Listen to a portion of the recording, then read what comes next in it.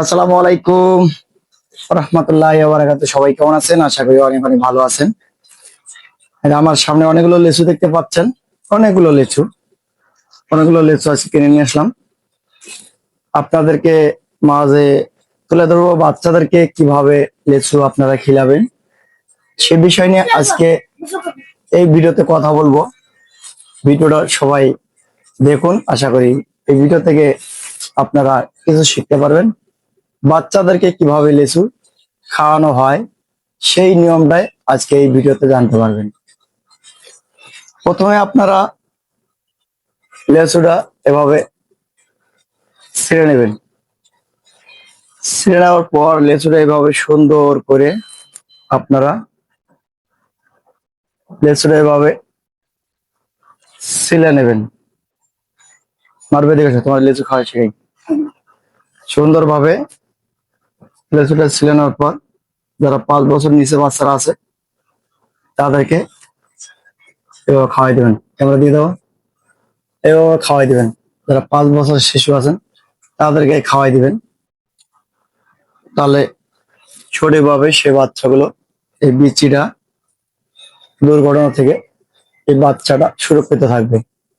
আর আপনার যদি বাচ্চাদের হাতে এভাবে লিচু দেন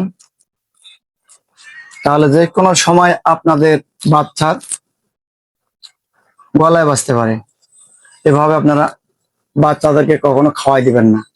দিলে হয়তো আপনাদের বাচ্চাদের গলায় যে কোনো ভাবে যে কোনো সময়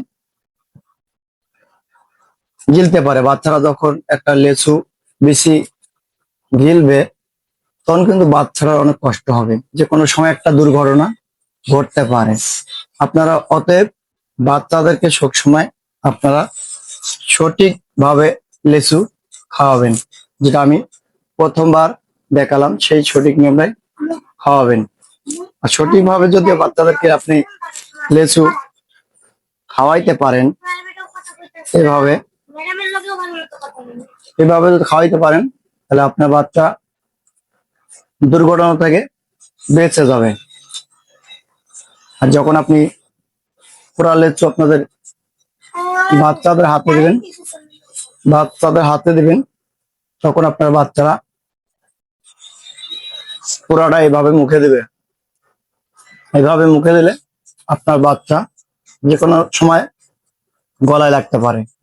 অতএব আপনাদেরকে 5 বছরে যারা শিশু আছে তাদেরকে আপনারা লেচু এভাবে ছিলে খাওয়াবেন। তাহলে আপনার বাচ্চা কখনো দুর্ঘটনা ঘটবে না। আজকের মতো ভিডিওটি এখানে শেষ।